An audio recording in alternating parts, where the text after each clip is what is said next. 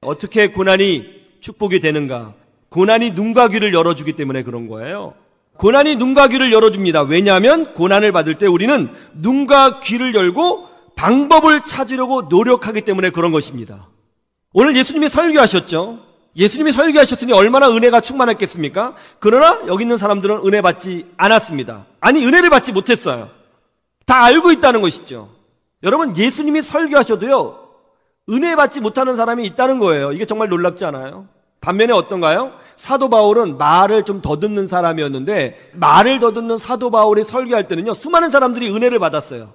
그렇게 놓고 보면 설교할 때 은혜를 받는 것이 설교자의 문제예요? 아니면 듣는 사람의 문제예요? 예, 설교자의 문제일 수도 있지만 상당 부분은 말씀을 듣는 사람의 문제일 경우가 많다는 거죠.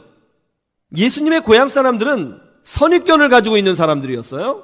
이 선입견은 예수님의 말씀을 듣지 못하게 귀를 막았고, 이 선입견은 예수님이 보여주는 기적을 하나님께서 주시는 능력이라고 보지 못하도록 눈을 막아버렸습니다.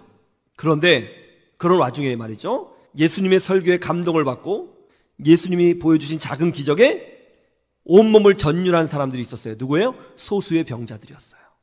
몸이 아팠거든요. 그 사람들은, 몸이 아픈 사람들은 지푸라기라도 잡고 싶은 심정이거든요.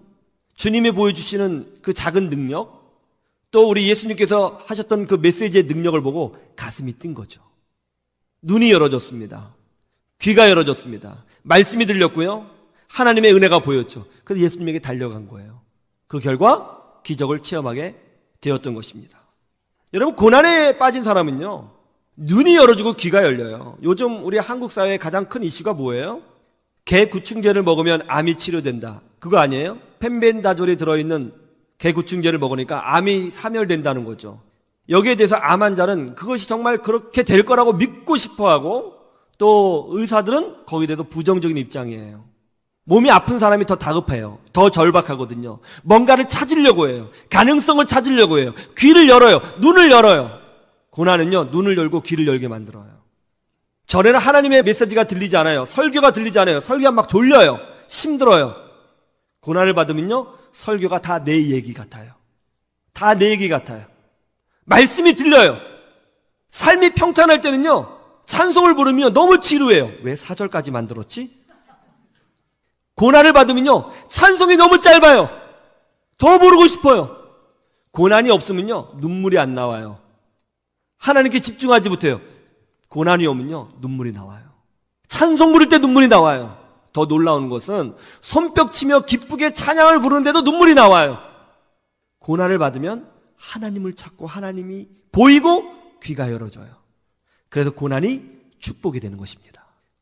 어떤 집사님이 아들하고 깊은 갈등으로 힘들어하고 있었습니다. 아들은 아버지에게 계속 반항했고, 아버지는 그런 아들을 어릴 때부터 잡아야 한다면서 심하게 때렸습니다. 때리면서 훈육을 한 거죠. 아들이 가끔 자신의 비전에 대해서 얘기하면 철딱서니 없는 소리하고 앉았네. 야, 세상에 그렇게 쉬운지 아냐? 지금 죽도록 공부해도 될까 말까야. 근데 무슨, 하여튼 이러니까 내가 속 터져. 야, 아버지는 전쟁통에도 공부했어. 진짜 아무것도 없는데 공부해서 여기까지 왔는데 너 뭐냐 도대체. 그래서 혼을 냈던 거죠. 그래서 때린 거예요. 그러니까 아들이 이제 아버지하고 대화를 깊이 하고, 어느 순간 아들이 술을 마시기 시작하고 오토바이를 타고 다니고 그러는 거죠. 혼을 내고 설득하고 사정을 했지만 아들은 더 엇나갔습니다.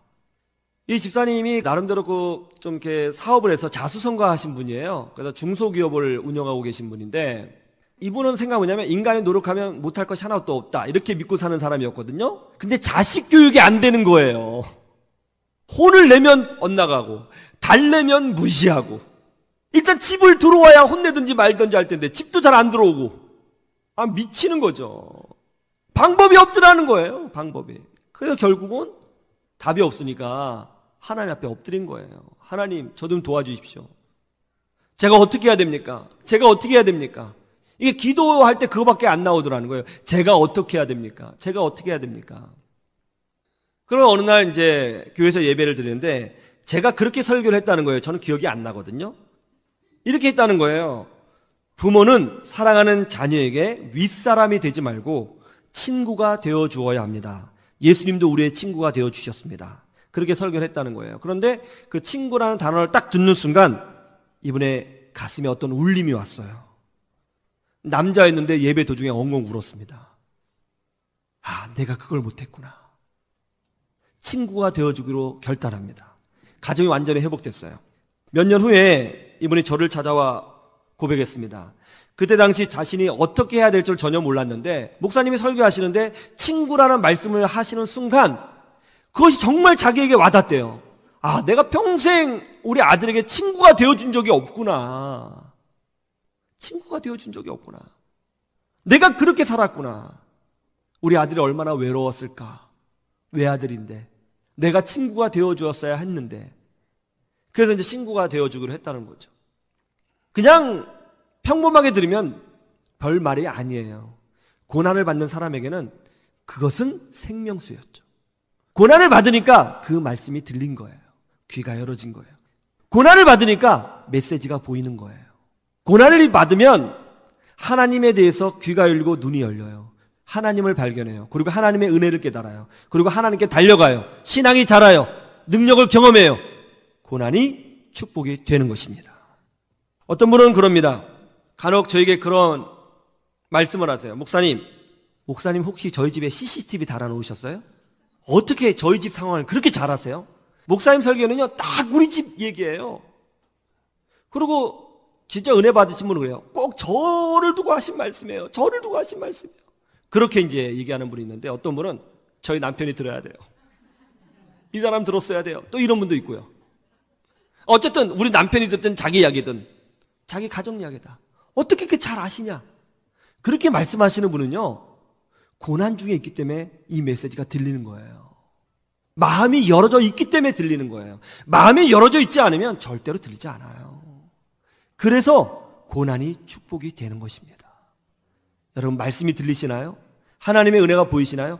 예, 들리는 것으로 멈추지 마시고 보이는 것으로 멈추지 마시고 하나님께 나오셔도 부르짖으셔야 되는 것입니다. 기도하셔야 되는 거예요. 은혜를 구하셔야 되는 거예요. 그러면 그런 과정을 통해서 신앙도 깊어지고 또 영적인 은혜도 누리게 되고 또 결국 도우시는 하나님을 체험하게 되는 것입니다.